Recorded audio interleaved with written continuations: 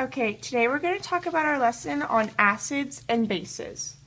First, we're going to discuss what an acid and a base really are. Acids are a chemical substance that dissolves some metals, and it has a pH of less than 7. They will taste sour if you eat one. Think of a lemon. When you feel them, they feel wet, and they're really stinging. They'll sting your skin. They're indicators for litmus. They turn litmus red. And for phenolphthalein, they turn that clear. Now, on the other hand, for bases, they have a pH of more than 7. They will taste very bitter if you eat them.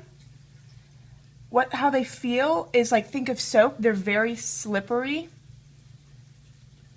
Their indicators, they turn litmus paper blue, and they turn phenolphthalein pink.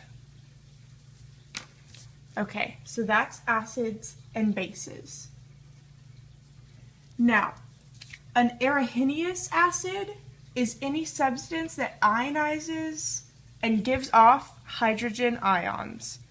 So an acid gives off hydrogen ions, H+ ions. Now bases, they are arsenous bases, and they give off hydroxide ions.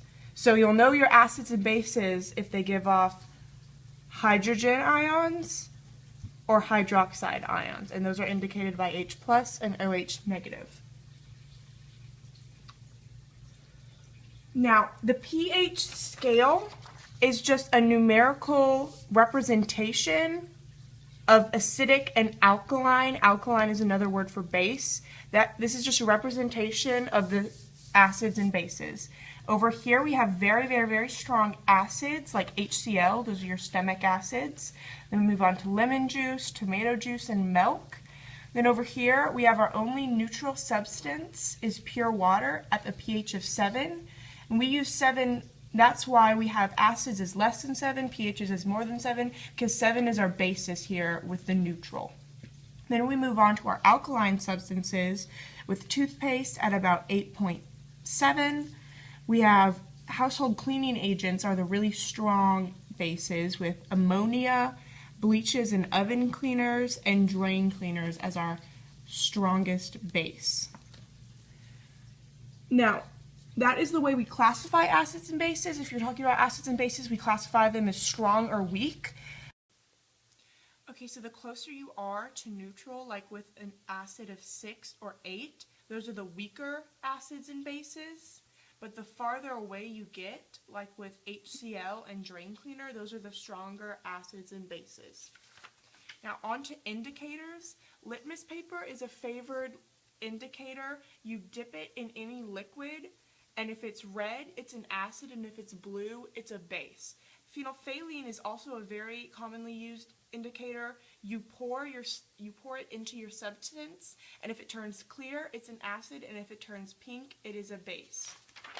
Now, to find out the pH for a specific H+ concentration, if you have your H+ indication, then if you have 1.4 times 10 to the negative 5 concentration, then you would go pH is equal to negative log to the subscript 10 times the H+,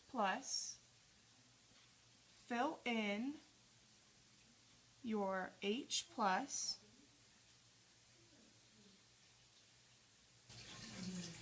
and then just plug it into your calculator. So then you have your pH.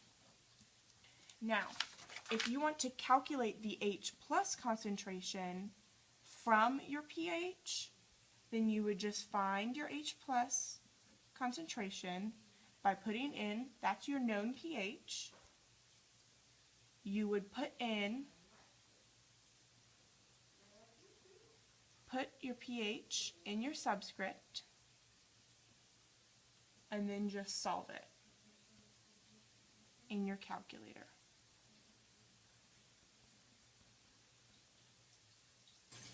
And then you have your H plus concentration. And that's the end. That's how you find your H plus concentration, your pH concentration. There we have our indicators, our pH scale, and all of our properties of acids and bases.